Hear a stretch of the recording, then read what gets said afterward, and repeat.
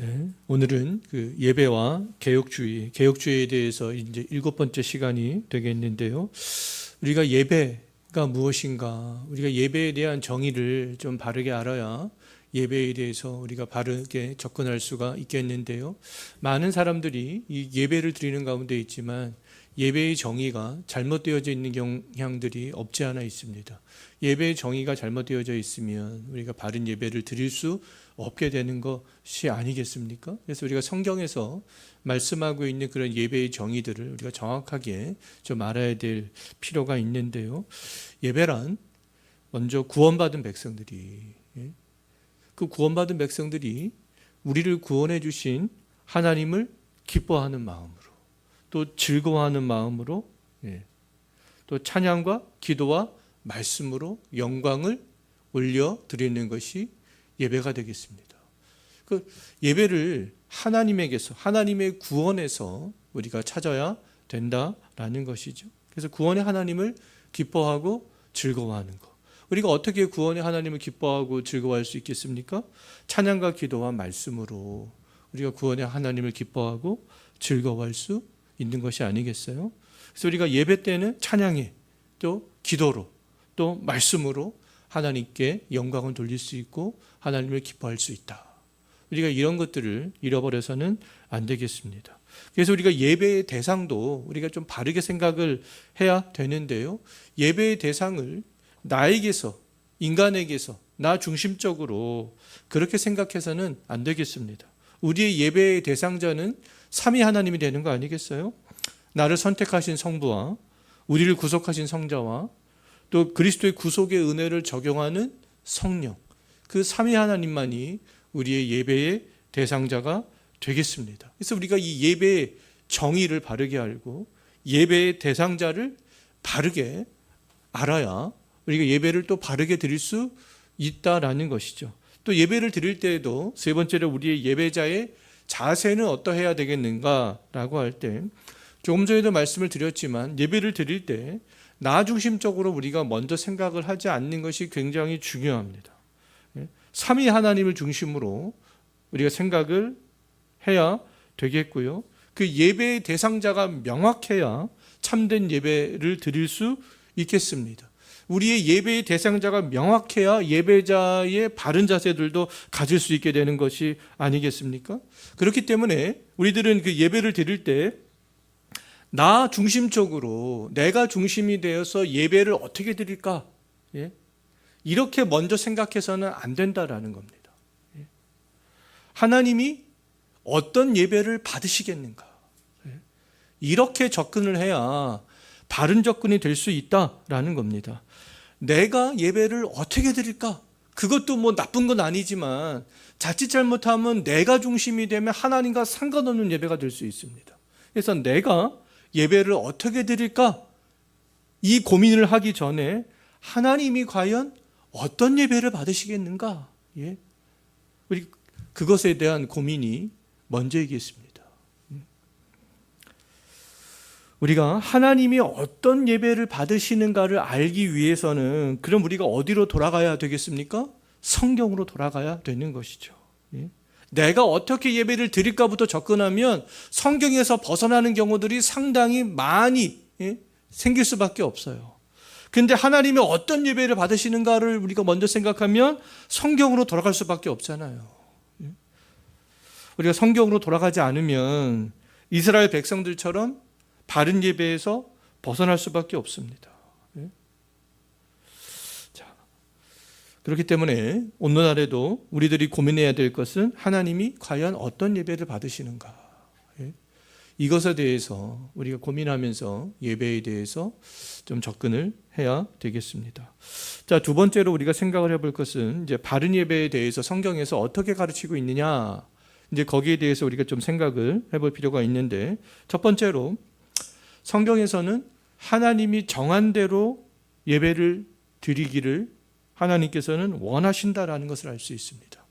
성경을 보면 하나님께서요, 예배를 딱 규정해 놓으셨습니다.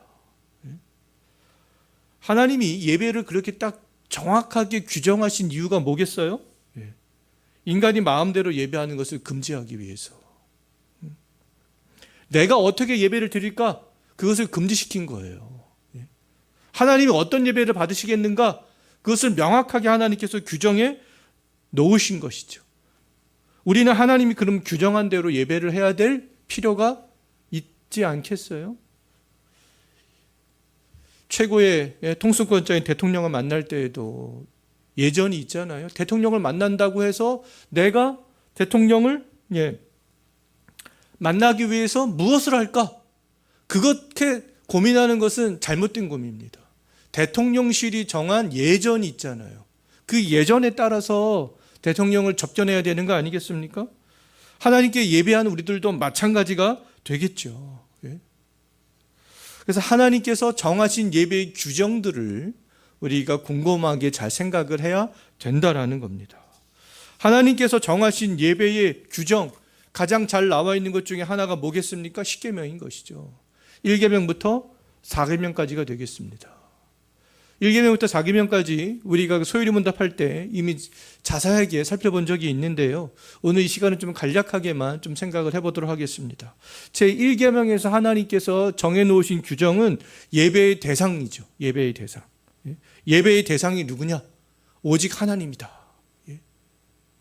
나의 감정도, 나의 만족도, 나의 어떤 지적인 그런 해방의 창구도, 나의 평안함을 위함도 아니다라는 겁니다. 인간이 만들어낸 어떤 우상을 섬기는 것도, 거짓 신을 섬기는 것도 아니다라는 것이죠. 오직 예배는 삼위 하나님이다. 우리가 그것에 대해서 1계명에서는 명확하게 규정하고 있습니다. 두 번째, 2계명에서는 합당한 예배 방식에 대해서 말씀하고 있죠. 말씀대로 예배를 해라 라는 것이죠.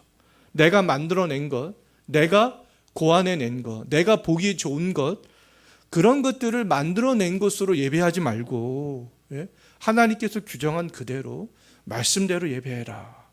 그것에 대해서 예배 방식에 대해서 2계명에서는 말씀하고 있습니다. 제3계명에서는 예배드리는 예배자의 예배 태도에 대해서 말씀하고 있죠. 모든 예배마다 하나님을 경외하는 마음으로, 두렵고 떨리는 마음으로 하나님께 예배해야 된다라는 것입니다. 제4계명에서는 예배에 합당한 시간에 대해서 말씀하고 있죠. 우리가 물론 매일매일 예배하는 것은 중요하지만 하나님께서는 특별히 제7일 중에 하루를 예배의 날로 정하셨습니다. 우리가 그 예배에 합당한 시간들, 하나님께서 정하신 오늘날의 신약시대에는 그 주일, 그 시간을 지키는 것이 중요하다라는 거예요.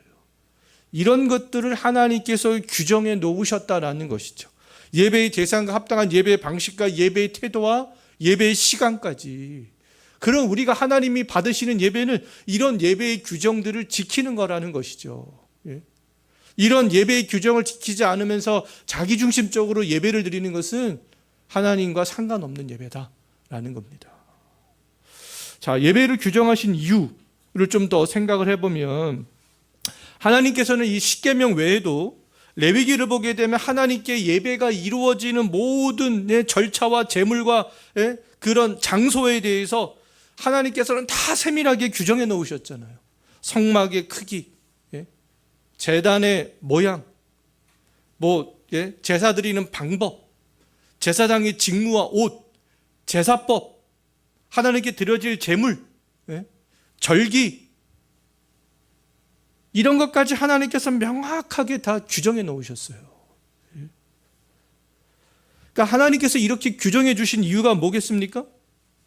인간이 임의대로 만들어 섬기지 못하도록 하나님께서 그렇게 하셨던 것이죠.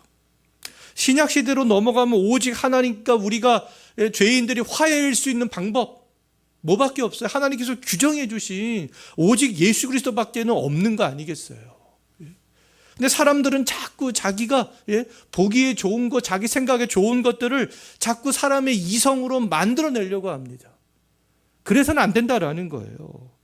예를 들어서 제단을 만들 때에도 하나님께서 규정해 놓으셨죠. 제사장이 옷을 만들 때에도 하나님께서 규정해 놓으셨습니다. 근데 그 규정은 안 따르고 자기의 생각을 생각하면 제사장들이 이런 옷을 입으면 더 좋을 텐데, 예? 금을 여기다만 다는 것이 아니라 막 주렁주렁 달고 하나님의 말씀을 막 주렁주렁 달고 제단도 더 값비싼 금으로 완전 치장을 하고 성막도 다 금으로, 예? 성전도 온통 좋은 걸로 하고 자기 마음대로 얼마든지 할 수 있어요.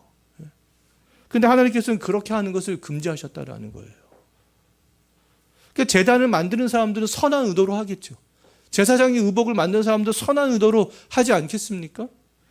그런데 하나님 편에서 볼 때 하나님께서 그런 것들을 원하지 않으신다라는 겁니다. 오히려 그렇게 하면 하나님의 진노의 대상이 되는 거죠. 하나님이 규정하신 것들을 벗어날 때 하나님이 정하신 대로 하는 거예요. 하나님께서 정하시는 그 화해의 방법은 예수 그리스도밖에 없습니다. 하나님께서 딱 규정해 놓으신 거예요. 근데 자꾸 인간은 자기 생각으로 다른 것을 찾잖아요. 뭐 인간의 선행은 안 될까? 다른 종교에도 구원은 없을까? 자꾸 이렇게 생각합니다. 하나님도 믿고 그런 것도 행하면 얼마나 좋을까? 이렇게 생각을 해요. 자기 마음대로 예배의 어떤 모든 것들을 다 바꿔버립니다. 하나님께서 근데 이런 것들을 원천적으로 싹 금지시킨 거예요. 규정대로 해라, 규정대로. 그것이 내가 기뻐하는 거다. 하나님께서 이렇게 말씀하신 것이죠. 그래서 성경에서 하나님께서 규정하시는 그대로 우리가 예배하는 것, 그것이 굉장히 중요하다라는 겁니다. 자꾸만 우리의 생각을 발동시키지 마라라는 것이죠. 자, 네 번째로 또 우리가 생각을 해볼 것은 성경이 분명히 근데 규정하지 않는 예배의 방식도 있거든요. 예를 들어서 주일에 예배를 해라. 근데 몇 시에 예배를 해야 되는지 정확하게 규정하고 있지 않습니다. 시간을. 그리고 예배의 처소. 너희가 이 예배 처소에서 예배를 해라. 이거 규정하고 있지 않아요. 예배 처소에 어떤 적당한 사람들이 모이는 규모, 장소의 크기, 이런 것도 성경에서는 규정하고 있지 않습니다. 그러나 우리가 생각해야 될 것은 뭐냐면 몇 시에 어떤 장소에서 어떤 규모로 예배를 드리든지 반드시 지켜야 될 것은 하나님께서 정하신 규정대로 하는 거예요. 주일날 공동체가 정한 시간에 한 장소에 모여서 하나님이 정하신 그 방법대로 예배하는 것이다 라는 것이죠. 하나님께서 정확하게 세밀하게 규정하지 않는 것도 하나님께서 규정하신 것에 근거해서 얼마든지 우리가 예배를 드릴 수 있잖아요. 그렇게 해야 된다라는 겁니다. 그래서 우리가 시대를 막론하고 오늘날 우리가 예배자로 설 때에 우리가 끝까지 지켜야 되는 것이 뭐냐면 하나님께서 명하신 예배 방식이 옳다라는 겁니다. 하나님께서 명하신 것은 옳고 하나님께서 명하지 않는 예배의 방식은 잘못되었다. 우리가 그 생각을 끝까지 고수하는 거예요. 그 생각을 고수하지 않으면 자꾸 우리의 이성이 발동이 돼가지고 우리가 막 새로운 것들을 만들어내고 싶어 합니다. 하나님께서 근데 그것을 원하지 않고 있다라는 것이죠. 그런 예배는 오히려 이스라엘 백성들이 예배를 드리면 드릴수록 하나님의 진노를 불러왔잖아요. 그런 모습으로 오늘날도 우리가 예배를 드리면 드릴수록 하나님의 진노를 불러오게 된다라는 거죠. 그래서 끝까지 고수하는 것, 하나님께서 명하신 대로 예배를 하는 것이 중요하다. 옆에 있는 교회가 어떤 큰 대형 교회들이 어떤 예배의 형태로 드리든지 간에 하나님께서 정말 명하신 대로 드리고 있는가, 우리가 그것들을 잃어버려서는 안 된다라는 겁니다. 자, 첫 번째, 성경이 규정한 예배는 뭐였습니까? 하나님이 명하신 대로 드리는 거죠. 이제 두 번째는 영과 진리로 예배를 드리는 거예요. 요한복음 4장 24절에서 하나님은 영이시니 예배하는 자가 영과 진리로 예배할지니라. 영과 진리로 예배해야 된다. 하나님이 정하신 그 규정대로 예배를 해도 영과 진리로 예배를 해야 된다라는 거죠. 그럼 영으로 예배한다는 것은 뭐겠습니까? 우리 안에는 다 영이 있잖아요. 영혼이 있습니다. 우리의 몸만 와서 예배를 드려서는 안 된다라는 거예요. 우리의 몸이 와 있으면 우리의 영까지도 거기에 하나님께 집중해서 하나님을 기뻐하는 마음으로 예배를 드려야 된다라는 것이죠. 몸만 와 있는 거는 아무 소용이 없다라는 겁니다. 몸만 와 있는 거는. 그래서 우리 자녀들에게도 예배에 대해서 가르칠 때에도 몸만 와서 있는 거, 시간만 지키려고 하는 거, 그것보다도 여기 왔으면 우리 영으로, 우리 영혼으로 하나님께 예배하는 그런 것들을 가르쳐야 되지 않겠어요? 자, 또 진리로 예배한다라고 말씀드렸는데, 이 진리는 뭐겠습니까? 예수 그리스도의 구속의 사역에 의존하는 것이죠. 하나님이 진리를 누구를 통해서 드러내셨어요? 예수 그리스도를 통해서 진리를 드러내신 거 아니겠습니까? 그래서 예수 그리스도를 믿는 마음으로, 그 예수 그리스도의 사역을 의존하는 마음으로 우리가 예배를 드리는 것이죠. 우리 예배의 중심은 예수 그리스도가 되겠습니다. 그것이 진리이기 때문에. 진리가 너희를 자유케 한다고 말씀하셨는데, 진리가 우리를 자유케 한다는 것은 뭐겠습니까? 진리는 예수 안에서의 우리 자유를 얘기하는 거예요. 예수 안에서의 우리가 율법으로부터 자유함들을 얘기를 하는 거 아니겠어요? 인간의 생각들이 뻗쳐나가는 대로 그것이 자유가 아니다라는 겁니다. 자유주의 신학을 하는 사람들은 진리에 대해서 잘못 정의를 내리고 있어요. 마치 자기들이 더 폭이 넓은 신학을 하는 것처럼 이야기를 하는데, 진리는 예수 그리스도가 되겠습니다. 예수 그리스도 안에서 우리가 자유케 되는 거예요. 우리가 그것을 잃어버려서는 안 되는 것이죠. 그래서 우리가 진리로 예배한다. 우리가 예수 그리스도 안에서 예배를 해야 되는구나. 예수 그리스도 안에서. 그러니까 이것을 간과해서는 안 된다라는 거죠. 예수 그리스도가 빠진 예배, 구속자 예수가 빠진 예배, 그거 안 된다라는 겁니다. 도덕적 선생만 강조하는 예수, 그 예배 안 된다라는 거예요. 그러니까 구속자 예수, 그 중심이 있어야 된다라는 거죠. 자, 우리가 영과 진리로 예배를 드린다고 해서 십계명이 규정한 예배가 달라지는 건 아니잖아요. 그리스도 안에서 예배의 방식, 하나님께서 규정한 예배의 방식, 대상, 태도, 시간, 우리가 그것을 지키며 영과 진리로 예배를 해야 되는 것이다 라는 겁니다. 자, 하나님이 규정한 대로 영과 진리로 예배하는 거죠. 그 다음에 우리가 세 번째로 생각을 해볼 것은 성경이 규정하지 않는 예배가 있습니다. 성경이 규정하지 않는 예배, 사람들이 예배를 드리긴 드려요. 구약시대도 예배 드렸잖아요. 신약시대 바리새인 서기관들도 그 누구보다 예배를 드렸습니다. 근데 구약시대 이스라엘 백성과 바리새인과 서기관들은 하나님께서 규정하지 않는 예배를 드렸던 거죠. 그들이 어떤 예배를 드렸겠습니까? 첫 번째, 성경 하나님께서 말씀하신 것에 무엇을 덧붙이거나 무엇을 빼버리는 예배를 드렸다라는 거예요. 덧붙이거나 빼버리는 예배. 그러니까 사람들은, 우리들도 여전히 그러한 습성들이 있는데, 우리 눈에 좋아 보이는 거 있잖아요. 근데 하나님께서 규정하지 않았는데도 그것을 내가 우리 눈에 좋아 보이는 것을 막 덧붙입니다. 그래서는 안 된다라는 거예요. 그리고 또 어떤 것은 굉장히 예배가 고리타분해 보이고 형식적으로 보인다. 그래서 막 그거를 제거해 버립니다. 그래서도 안 된다라는 거예요. 하나님께서 명하신 그 예배를 더해서도 안 되고 제거해 버려서도 안 된다. 우리가 임의대로 그렇게 해서는 안 된다라는 것이죠. 그래서 우리가 덧붙이거나 제한하려고 하는 것, 그런 것들을 우리가 상당히 경계해야 된다라는 겁니다. 그 다음에 두 번째로 하나님을 향한 마음 없이 드리는 예배. 그러니까 우리 특히 오늘날에 많은 또 교인들이 그럴 수 있는데요. 모든 예배의 정통적인 형식, 그런 것은 다 갖추고 있습니다. 잘. 그런데 하나님을 향한 마음이 쑥 빠진 경우들이 있어요. 이런 것도 안 된다라는 거죠. 하나님께서는. 진정한 예배가 될 수 없다라는 겁니다. 이사야 시대의 이스라엘 백성들은요, 하나님께서 예를 들어서 명하신 그런 것들을 다 지켰습니다. 제물도 가지고 오고 성전도 들어가고. 근데 하나님께서 이사야 선지자를 통해서 뭐라고 말씀하셨냐 하면, 나는 너희가 드린 제물 하나도 기뻐하지 않는다. 그렇게 말씀하셨죠. 오히려 하나님께서는 그들을 책망하셨습니다. 너희들은 이 성전에 마당만 밟고 간다. 하나님을 만나지 못하고 하나님과 교제하지 못하고 하나님으로부터 이 속죄를 받지 못하고 그냥 마당만 밟고 갈 뿐이었던 것이죠. 왜요? 그들은 하나님 향한 진실된 마음이 없었기 때문에 그렇습니다. 우리들도 얼마든지 이 몸은 와 있고 헌금도 하고 다 할 수 있어요.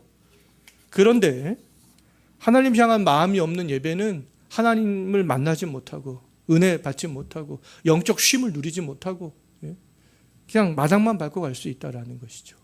그러면 하나님의 그거는 책망의 대상이 된다라는 겁니다. 하나님께서 책망하시는 예배예요. 하나님의 막 분노를 불러오는 그런 예배가 된다라는 것이죠. 우리는 예배의 개혁을 얘기할 때 사람들은 예배의 개혁하려면 자꾸만 뭐를 바꾸는 거, 행하는 거, 보여지는 거, 우리 인간 중심으로 자꾸만 그렇게 생각합니다. 근데 그런 게 예배의 개혁이 아니에요. 예배의 개혁은 하나님께서 말씀하시는 대로 우리가 정말 예배를 드리고 있는가, 합당한 예배를 드리고 있는가, 내 영과 진리로 예배를 드리고 있는가, 하나님을 향한 마음이 있는가 없는가, 그런 것들을 자꾸 말씀을 통하여서 우리의 심령이 개혁이 되어져야 그때 비로소 예배의 개혁이 되어질 수 있는 거지. 사람들은 예배의 개혁 그러면 자꾸만 뭐 행하는 걸로 갑니다. 특히 주일학교 대상자들을 할 때, 주일학교 교육할 때 무슨 애들이 예배에 집중 안 하고 뭘 안 하고 그러면 자꾸만 뭘 바꾸는 걸로 가요. 시스템을 바꾸고 뭐 행동으로 옮기고 자꾸 보여주고 그런 데로 갑니다. 근데 사실 가정과 교회가 하나가 돼서 그것들을 계속 아이들의 심령이 예배자로서 바로 설 수 있도록, 예배가 무엇인지 바로 알 수 있도록 그것들을 자꾸 가르쳐서 예배에 대한 그렇게 심령의 변화를 통하여서 예배의 개혁을 이루어가는 것이 맞지 않겠어요. 그래서 성경이 규정하지 않습니다. 자꾸만 무엇인가를 덧붙이고 제거하고 하나님을 향한 마음이 없는 예배를 드리는 것은 성경이 규정하지 않는 것이다. 그 다음에 세 번째로 생각을 해볼 것은 성경에서 잘못된 예배를 드린 그 예들에 대해서 우리가 좀 몇 가지로 좀 생각을 해보면요. 먼저 가인이 드린 예배가 있습니다. 히브리서 말씀을 보게 되면 아벨은 하나님이 명한 대로 그 믿음으로 예배를 했지만 가인은 하나님이 명한 대로 믿음대로 하지 못했습니다. 자기 소견에 자기 생각대로 그냥 했던 것이죠. 출애굽기나 레위기를 보게 되면 하나님께서 명했던 것이 무엇인지 명확하게 알 수 있습니다. 하나님께서 명하셨던 그 제사 드리는 방법 중에 하나가 뭐였냐면 처음 것을 드리는 거예요. 토지 소산에 처음 익은 것, 가축 중에서 처음 난 것. 근데 아벨은 믿음으로 양의 첫 새끼와 그 기름을 드렸죠. 근데 가인 창세기를 보면 가인은 땅에 소산을 드렸다 이렇게 그냥 그렇게 설명하고 있습니다. 하나님께서 그들에게 원하시는 처음 익은 것이었어요. 만약에 가인이 정말 믿음으로 하나님께서 말씀하시는 대로 땅에 첫 소산을 드렸다면 하나님께서 그것을 받으셨겠죠. 근데 가인은 믿음으로 하지도 않았고 하나님께서 명한 대로 하지도 않았던 거죠. 규정한 대로 하지 않았던 거예요. 그 다음에 또 레위기를 보면 나답과 아비후가 있습니다. 이 나답과 아비후는 하나님께서 제단에 명령하신 그 불을 드리는 방법이 있거든요. 근데 나답과 아비후는 하나님께서 명하지 않는 불을 다른 불로 드렸다 이렇게 얘기하고 있습니다.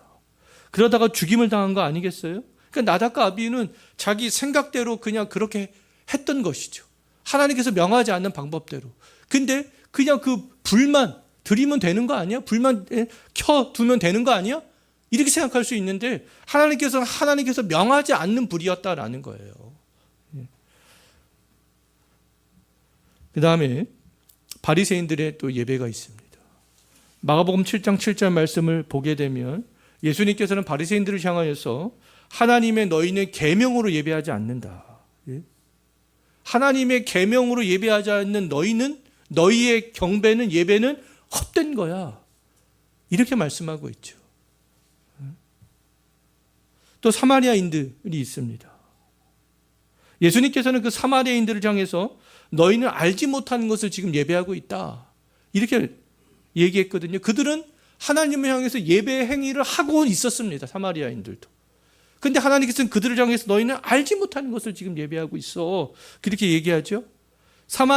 사마리아인들은 진리 되시는 예수 그리스도 안에서 예배해야 된다라는 것들을 몰랐던 거예요. 그래서 너희는 알지 못하는 것을 지금 예배하고 있다. 예수 안에서 예배해야 되는데, 그러니까 예수 밖에서 예배하는 것, 예수가 오셨음에도 불구하고 잘못된 예배를 드리고 있는 거죠. 골로새 교인들, 골로새서 2장 23절 말씀을 보게 되면 사도 바울이 그 골로새 교인들 향해서 뭐라고 말씀하고 있냐면, 너희는 자의적으로 예배를 드린다. 너희가 스스로 만든 예배의 형태로 예배를 드리고 있다, 그렇게 얘기했어요. 너희가 스스로 만든 예배의 모습으로 드리면 지혜의 모양은 있는 것 같아. 하지만 육체의 욕망을 제어하는 데에는 너희 예배 형태는 조금 더 유익하지 않다, 그렇게 말씀하고 있죠.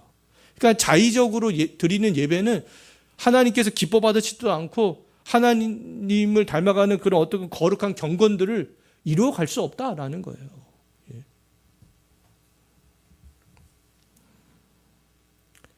그러니까 스스로 만든 어떤 예배의 숭배의 방법들, 예배의 방식들을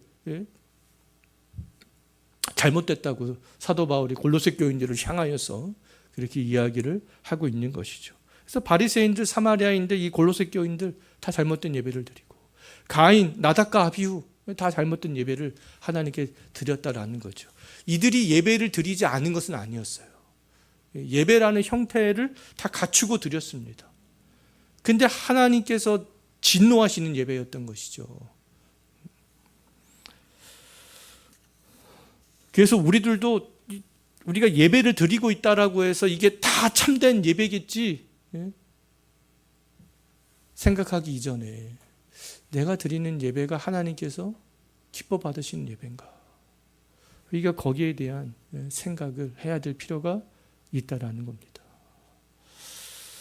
분명히 하나님께서 기뻐 받으시지 않는 예배도 있고요, 어떤 교회의 예배는 하나님의 정말 진노를 불러오는 예배를 드리고 있는 교회들도 분명히 있을 거예요. 분명히 있습니다. 거기에 수백 명, 아니면 몇십 명, 수백 명, 수천 명 모여 있다 할지라도 그럴 수 있다라는 것이죠. 자, 그렇다면 이제 우리가 생각을 해볼 것은 전통주의적 개혁주의 예배인데요. 전통적인 개혁주의 예배를 생각해 볼 때, 첫 번째, 전통적인 개혁주의 예배, 초대교회와 종교개혁 이후를 거치면서 전통적인 개혁주의를 지향하는 교회들은 어떻게 예배를 드렸나라고 했을 때, 첫 번째 중요하게 생각했던 요소는 설교였습니다. 설교. 왜냐하면 그 말씀을 통해서 하나님이 죄인에게 주시고자 하시는 그런 은혜를 깨달을 수 있고 구원이 임하고 또 성도들의 믿음이 성장하기 때문에 그렇습니다. 은혜를 깨닫고 구원이 임하고 믿음이 성장하기 때문에, 그렇기 때문에 이 설교자를 통하여서 해석되어진 설교가 굉장히 중요하게 생각했습니다. 우리가 성경을 읽는 것도 굉장히 중요한 거지만 성경을 읽는 것보다 더 중요한 게 설교자를 통하여서 해석된 말씀인 거죠. 그러니까 설교자들도 얼마만큼 설교를 열심히 준비를 해야 되겠습니까? 그래서 전통적으로 예배의 요소 중에 설교를 굉장히 큰 비중을 뒀습니다. 그런데 오늘날에 소위 예배를 개혁한다라는 어떤 교회들 보면 설교의 비중을 점점 축소시킵니다. 성도들이 듣기 따분해한다고.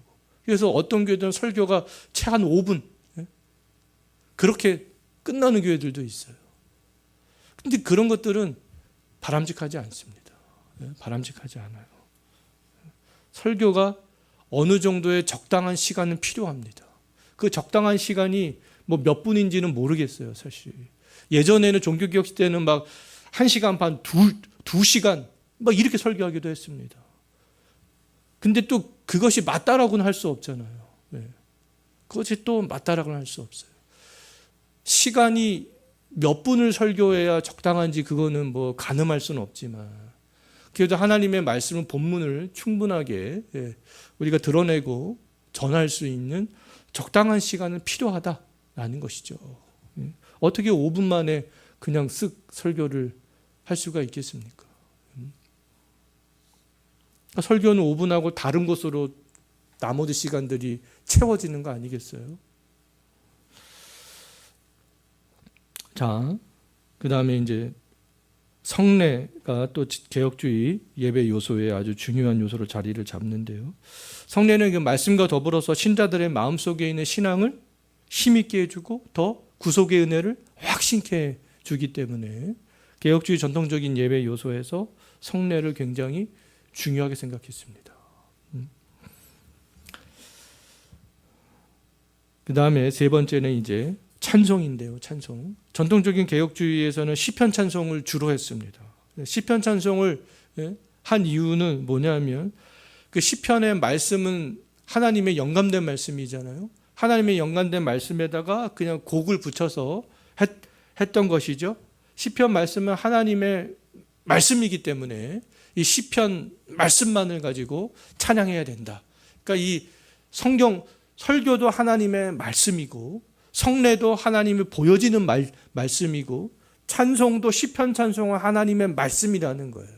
그래서 이 말씀을 강조하기 때문에 이 시편 찬송을 했는데 근데 오늘날에도 이 개혁주의를 지향하는 교회들 중에 시편 찬송만 하는 교회들도 상당히 많이 있습니다. 오늘날처럼 이렇게 찬송가 하는 이 개혁주의 교회보다도 시편 찬송만을 고집하는 교회도 있고 또 우리처럼 오늘날에 이 찬송가를 사용하는 그런 교회들도 있습니다. 근데 저는 시편 찬송을 많이 부르는 것은 좋다라고 생각하지만 그렇다고 해서 이 찬송을 우리가 멀리할 필요는 없다라고 생각합니다. 근데 이 찬송가에도 우리가 예배에 합당하지 않은 찬송가들이 되게 많이 있습니다, 사실은. 그래서 우리가 좀 선별해서 예배에 합당한 그런 찬송가가 무엇인지 좀 선별해서 하는 것도 좀 상당히 중요한데요. 왜냐하면 제가 여기에 있는 찬송도 저는 괜찮다라고 하는 이유가 뭐냐면 종교개혁 이후에 16세기, 17세기, 18세기 초반까지 또 뭐 그 이유도 마찬가지겠지만 삼위 하나님의 구속의 은혜를 찬양하는 그런 가사들이 의외로 상당히 많이 있습니다. 시편 찬송가 같은 경우에는 어떤 성부 하나님에 대한 것들은 뭐 명확하지만 성자나 성령에 대한 것은 성부보다도 좀 희미하거든요. 구약은 성자나 성령에 대해서 분명하게 말씀하고 있지만 신약처럼 명확하지는 않습니다. 많이 나와 있지는 않아요. 그렇기 때문에 오늘날에도 이 삼위의 하나님에 대한 것들을 아주 좋은 작사를 한 그런 사람들이 많이 있잖아요. 우리가 그런 사람들의 찬양을 삼위 하나님을 찬양하는 찬송가들은 저는 적합하다. 그리고 근데 단 우리가 곡을 붙일 때에도 하나님의 예배에 그것이 좀 합당한 리듬인지 곡인지 또 이것도 좀 우리가 좀 잘 생각을 해봐야 된다라는 것이죠.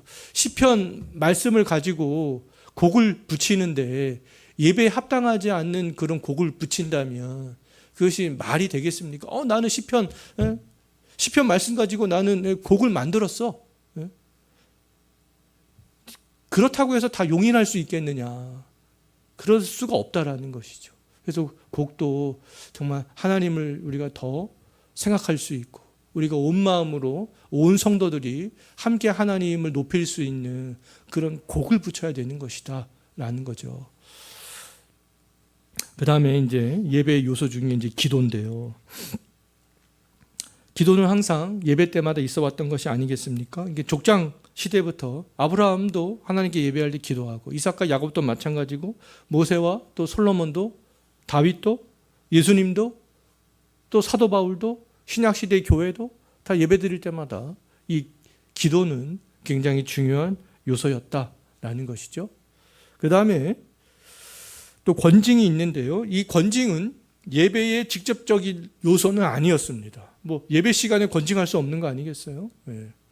그런데 이 권징이 예배의 간접적인 요소는 될 수 있습니다. 왜냐하면 이 권징이 없다면 하나님의 말씀을 건전하게 전하는 일, 성례를 정당하게 시행하는 일, 집행하는 일, 이런 것들을 하는데 제약이 많기 때문에 그렇습니다.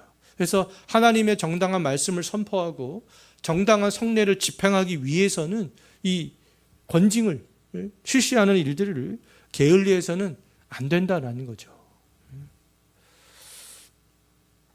그 다음에 이제 헌금.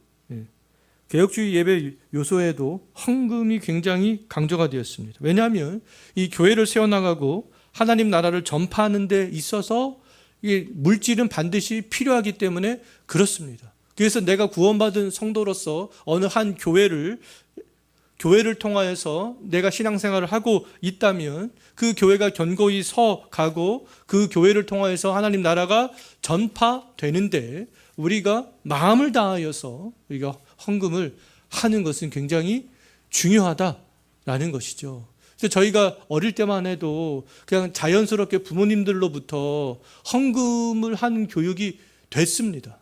사실은 저만 해도 저희 어머니가 아버지가 월급을 그때는 월급 봉투가 있었잖아요.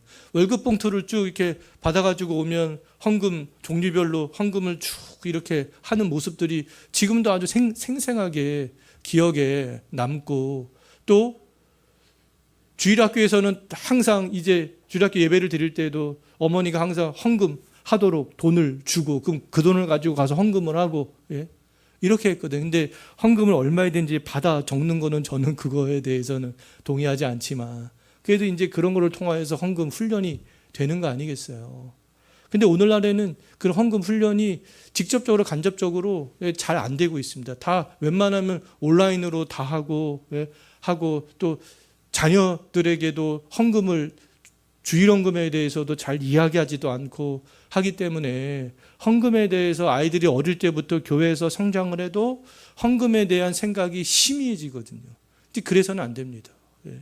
헌금에 대해서 자녀들에게도 강조하고 어릴 때부터라도 헌금을 하는 그런 중요성 그런 것들에 대해서 가르쳐주고 헌금을 하게 하고 그런 교육들을 하는 것들은 굉장히 중요하다라고 할 수가 있습니다. 그리고 젊은 층일수록 어릴 때부터 교회를 다니는데 젊은 층일수록 헌금 생활을 잘하지 않습니다. 그리고 중간에 예수님을 믿게 된 사람들이 있잖아요. 40대, 50대에서 예수님을 믿었는데 그런 분들은 헌금에 대한 또 훈련이 안 됐기 때문에 헌금 생활을 또 잘하지 않는 경향들이 있어요. 이렇게 이야기를 들어보면. 그런데 이 헌금 생활을 하는 것들은 굉장히 중요하다. 물론 교회도 헌금을 바르게 잘 집행을 해야 되는 그런 책임감을 갖고 있지만 또 우리 성도들은 헌금 생활을 잘해야 된다라는 것이죠. 우리 자녀들에게도 헌금 생활하는 중요성에 대해서 가르치고 하게 하고 이거 굉장히 중요하겠습니다. 자, 이런 예배의 요소들이 있습니다. 개혁주의 전통에 또 그 예배의 그 전통은 뭐냐 하면 개혁주의를 지향하는 교회들이 예배 순서를 우리가 좀 생각을 해보면 모든 개혁교회는 예배 순서가 거의 동일합니다.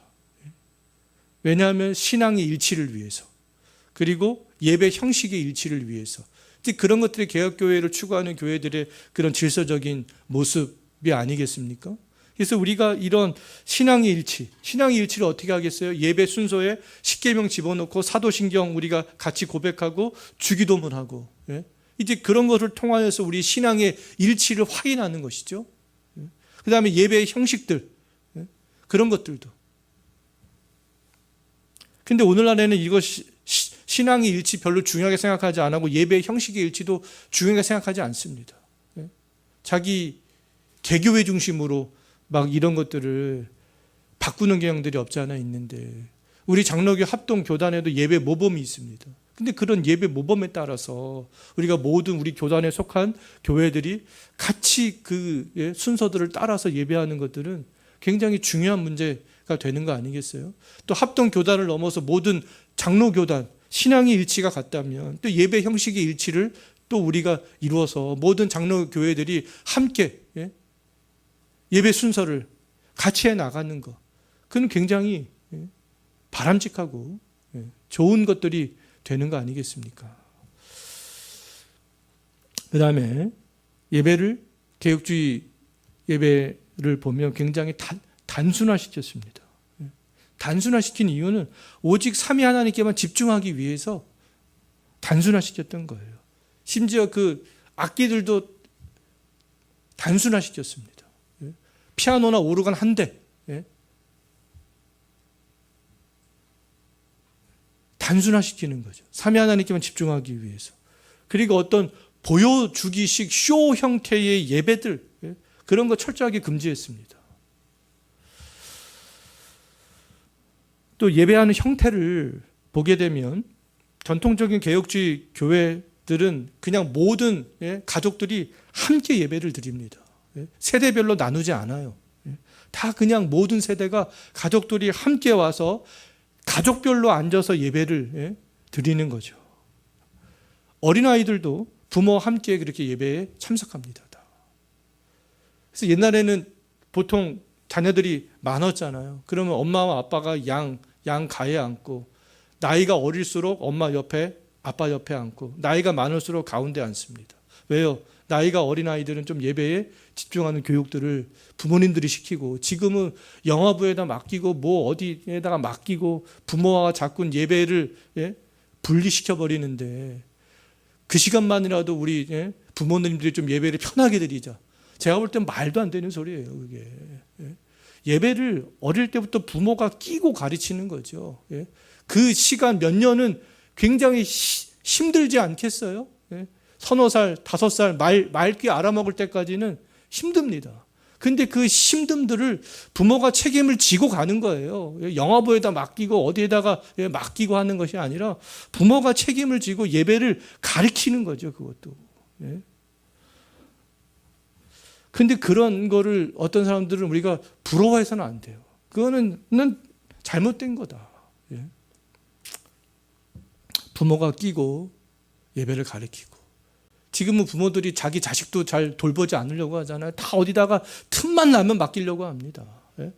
그러니까 아이들을 키우는 것이 엄마들이 너무너무 힘들어하는 거죠. 그러니까 이제 그게 신앙교육하고도 연결되는 거예요. 부모들이 신앙교육을 해야 되는데 평상시에 자식 키우기도 너무나 힘들어하는데 어떻게 신앙교육을 시키겠습니까? 신앙교육은 그보다 몇십 배 더 에너지가 많이 소모가 되는 건데요. 그래서는 안 된다.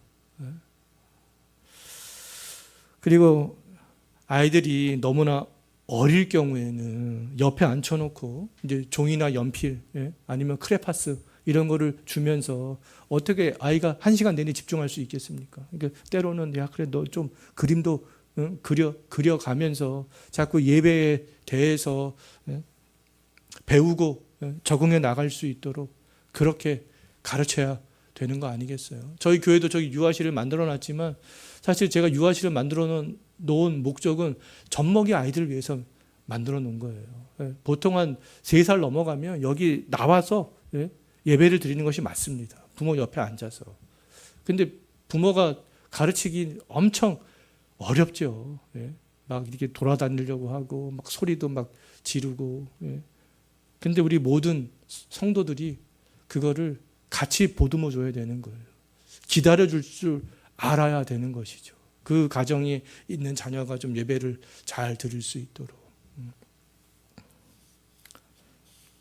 뭐 지금은 저희 아이들이 예배를 잘 드린다고, 저희 2 자녀가 있잖아요. 예배를 잘 드린다고 제가 자신 있게 말할 수는 없지만 맨날 안타깝죠. 저도 안타까운데 그래도 아이들이 한 2살, 3살 어릴 때부터 옆에 앉아서 잘 예배를 드렸거든요. 그게 이제 부모가 제가 봤을 때 훈련시키기 나름입니다.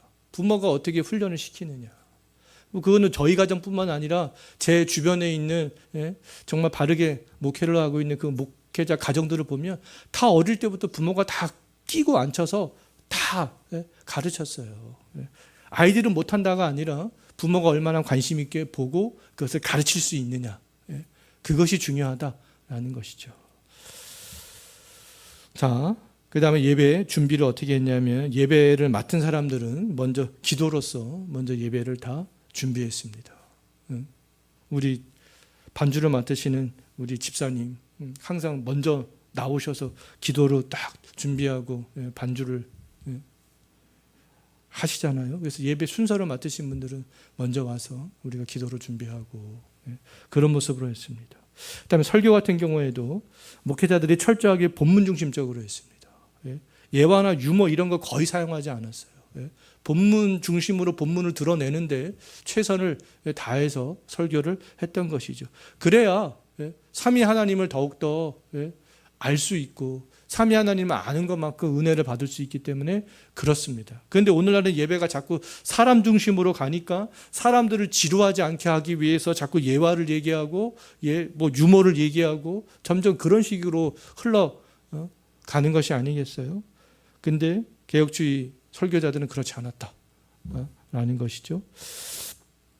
그 다음에 이제 주일을 어떻게 보낼 것인가라고 했을 때 주일에는 예배 중심의 삶을 살아가는 거예요.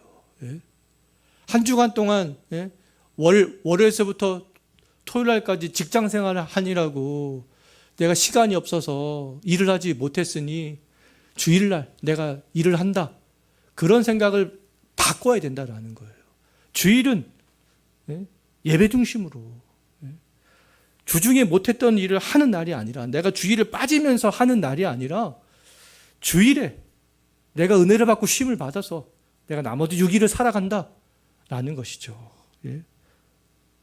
그래서 우리가 예배 중심의 삶을 살아가고 우리가 이 주일에 예배하는 것을 중요하게 생각을 해야 된다라는 겁니다. 그리고 예배가 중심이기 때문에 또 주일에는 예배를 드린 다음에 부모들이 집에 가서 다시 한번 그 말씀을 들은 걸 예배 시간에 들은 거를 자녀들에게 다시 한번 가정 예배를 통하여서 지도해 주는 것 그것이 굉장히 중요합니다. 그러니까 개혁교회 전통에 있는 교회들은 대부분 다 그렇게 했습니다. 예배를 같이 드리는데 어린 자녀들이 그 예배에 들었던 말씀들을 다 어떻게 이해를 하겠습니까? 그러니까 집에 가서 부모들이 다시 한번 자녀들을 좀 알기 쉽게 가르치는 거죠. 그래야 이 자녀들도 이 예배를 통해서 말씀을 듣게 되고 먹게 되는 거 아니겠어요? 근데 이러한 주일학교의 첫 번째는 부모가 자녀들을 가르치는 가정예배에서부터 출발합니다. 주일학교 시스템을 막 좋게 하고 프로그램을 돌리고 돈을 막 몇 천만 원씩 투입하고 그거 이전에 부모들이 먼저 자녀들을 신앙으로 양육하려고 하는 그런 우리가 마음을 갖지 않으면 자녀 교육, 주일학교 교육은 제가 봤을 때 희망이 없습니다. 그것이 성경에서 말씀하고 있는 거기 때문에 그런 거죠.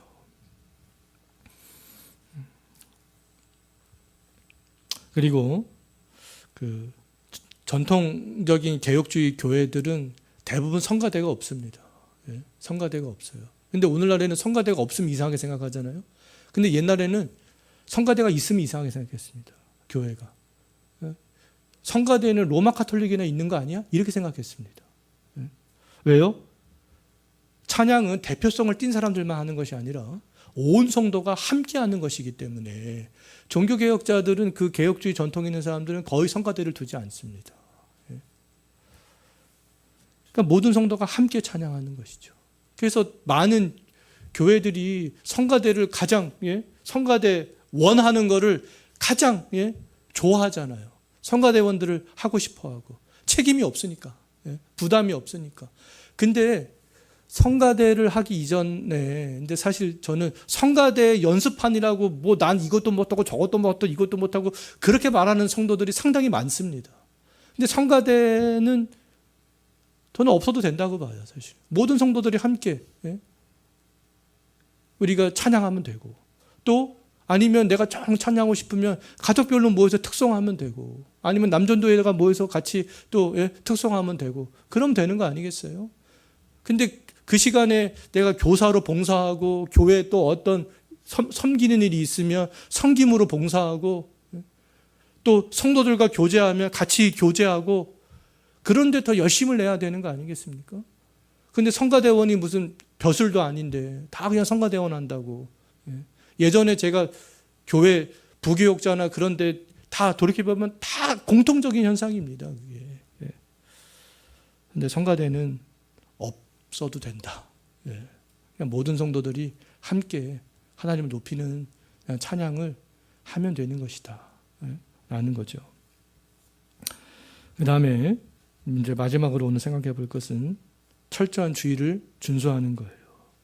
우리가 주의를 지키는 것은 율법주의가 아닙니다. 율법주의가 아니에요. 우리가 이 주일의 의미를 생각하면 주일은 안식이잖아요. 안식. 쉼을 누리는 날이 되겠습니다. 주일 예배를 지키지 못하는 것은요, 내가 쉼을 포기하는 거예요. 사실은. 쉼은 무엇이 있겠습니까? 먼저 영혼의 쉼이 있죠. 그 다음에 또 어떤 쉼이 있어요? 육체의 쉼이 있습니다. 주일은 영혼의 쉼이 우선인 겁니다. 영혼에 어떻게 쉴 수 있겠어요? 하나님께 예배함으로 쉬는 거예요. 은혜를 공급을 받는 거죠. 근데 예배를 중요하게 생각하지 않으면 그 영혼의 쉼에 대해서 내가 간과하는 거나 마찬가지가 되겠습니다. 그런데 우리가 무엇보다도 가장 중요한 거는 우리가 이 안식하는 거, 쉼을 얻으려고 하는 거. 그럼 우리가 무엇보다도 이 주일 예배를 지키는 것은 상당히 중요합니다. 그럼 내 쉼을 포기하는 거나 마찬가지가 되는 거죠. 영혼의 쉼을 포기하고 또 육체의 쉼도 포기하게 되는 거예요. 일주일에 하루 쉬어야 또 이게 나머지 6일을 일할 수 있는 거 아니겠습니까? 어떻게 365일 매일 일만 하겠어요? 육체적으로도 재충전을 해야 되는 거죠. 그렇기 때문에 그런 우리가 주의를 지켜야 되는 것은 율법적 차원이 아니라 우리가 쉼의 차원이다. 영혼의 쉼과 육체의 쉼을 누리기 위하여서 그렇기 때문에 우리가 이 예배를 중요하게 생각해야 된다라는 겁니다. 그래서 초대교회 성도들 같은 경우에는 주일에 부지런히 예배하면서 모였습니다. 굉장히 박해의 시대, 어려운 시대였지만 이 주일에만큼은 함께 모여서 예배하면서 영혼의 쉼도 누리고 예배하면서 또 육체적 쉼도 그날에 함께 누리게 되었던 것이죠. 그러면서 장차 예수 그리스도가 오실 그런 날들을 또 함께 모여서 소망했습니다. 그래서 우리가 이 주일을 다른 어떤 날보다 우리가 중요하게 생각을 할 수 있어야 되겠습니다. 물론 피치 못한 사정에 의해서 주일에 빠질 수 있죠. 근데 우리가 주일에 피치 못할 사정에 의해서 피치 못할 사정은 뭐가 있겠습니까?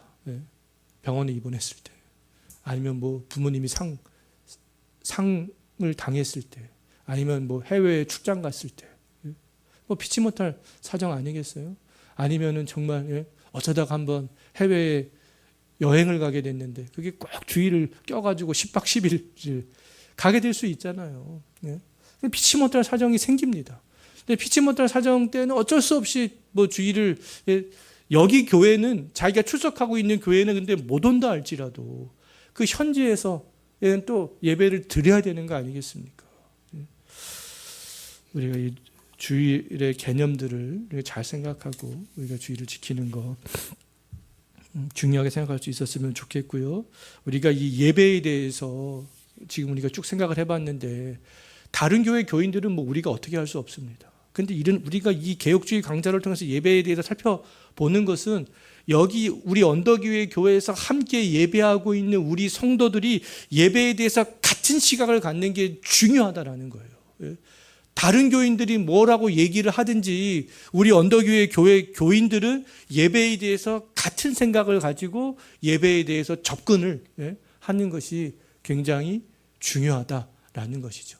한 교회에 모이면서 어떤 성도는 예배에 대해서 다르게 생각하고 또 B라는 성도는 예배에 대해서 다르게 생각하고 이래서는 안 된다라는 겁니다.